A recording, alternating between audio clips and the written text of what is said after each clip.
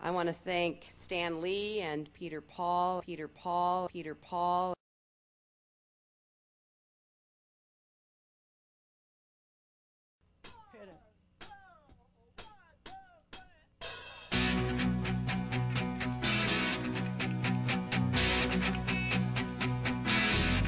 I could turn back time, if I could find a way, I'd take back those words that It was an extraordinary array of the leadership of the Democratic Party and A-list Hollywood.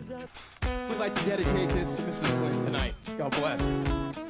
someday, when my life has passed me by, I lay around and wonder why you were always there for me.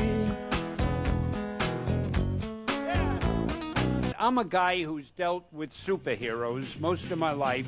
Spider-Man, Spider-Man, does whatever a spider can. Spins a web any size. He created Spider-Man, X-Men, the Fantastic Four, and the Incredible Hulk. The new purchasers of Marvel fired Stan. We decided to start our own company, starting with one employee and $500,000 that I put together. Peter set me free. Stan Lee, some big announcement he's making about the internet. Within a year, we had a market cap in excess of $300 million.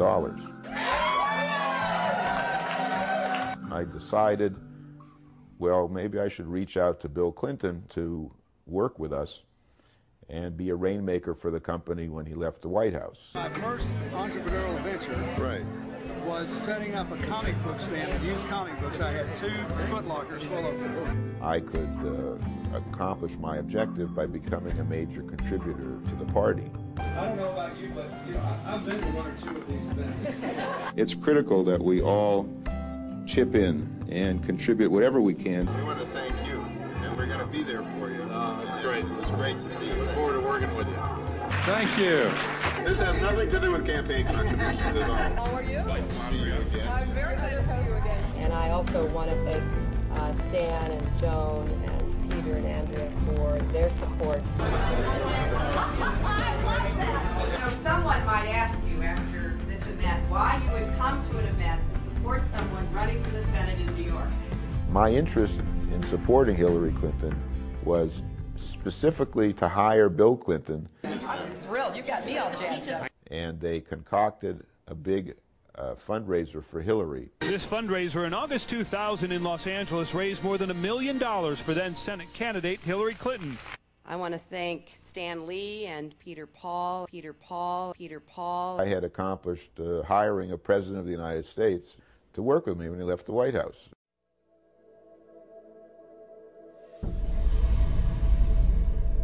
The Washington Post published the first article of Peter Paul having a felony record from 2 decades previous. And that I didn't contribute any money to her campaign, and she vowed she wouldn't take any money from me.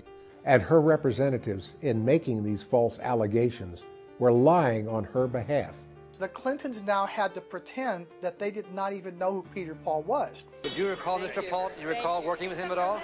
A few days later, on August 18th, they each sent me handwritten letters which professed our undying friendship, their undying gratitude.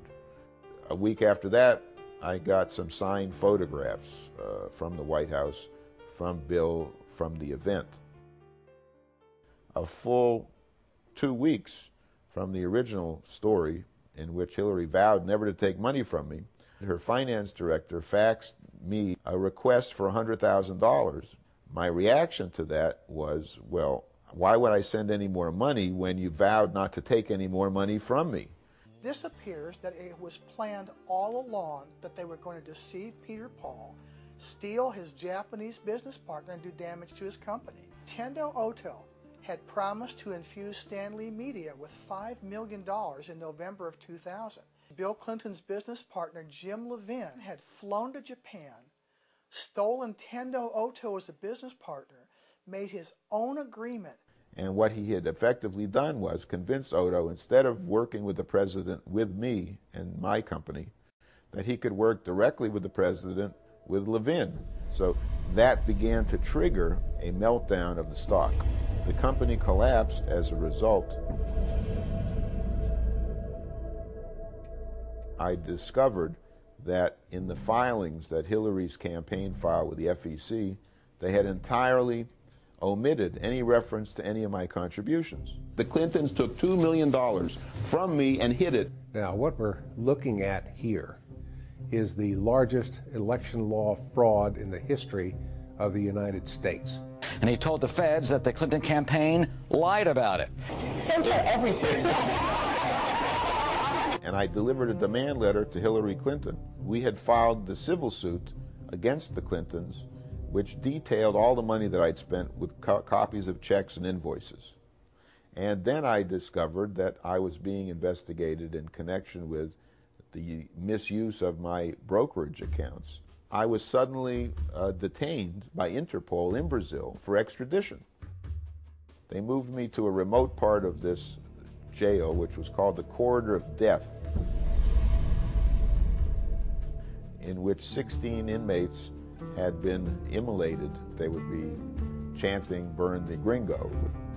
My family wasn't able to hear from me at all. They didn't know what was happening. And I never knew from one day to the next if he was alive or dead. The Clintons were able to have the original civil suit thrown out on the basis of that I was a fugitive at the time. Hillary's skill has been in seeing to it that obvious crimes didn't reach the level of being placed in front of a jury. Because if they ever had, she might have been baking cookies in the same place that Martha Stewart did.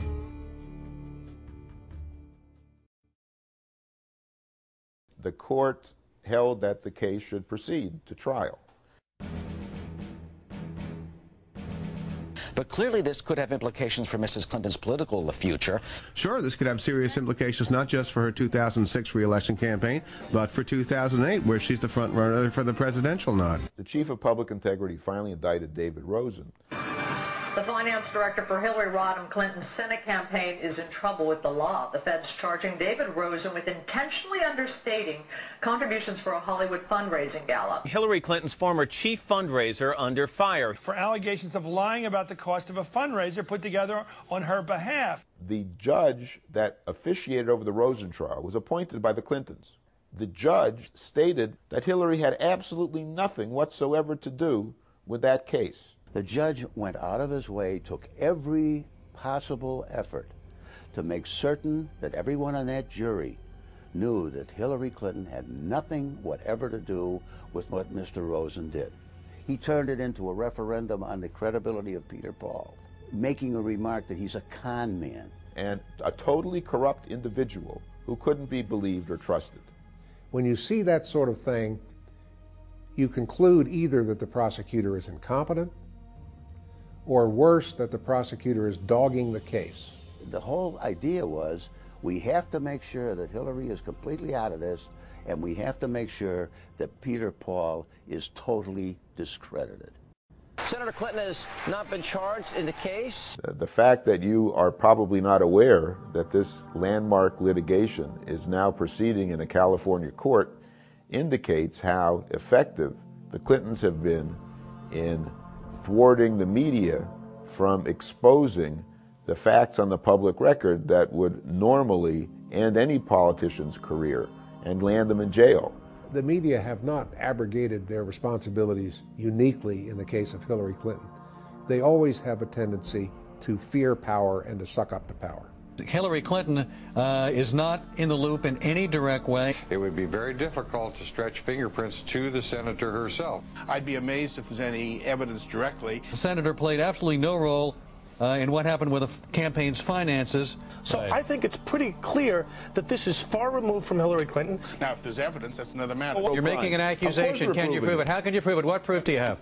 Hillary Clinton called me in my office in July of 2000, and I started my video camera to capture a conversation that we had with myself and other people in the office. Whatever it is you're doing, is it okay that I thank you?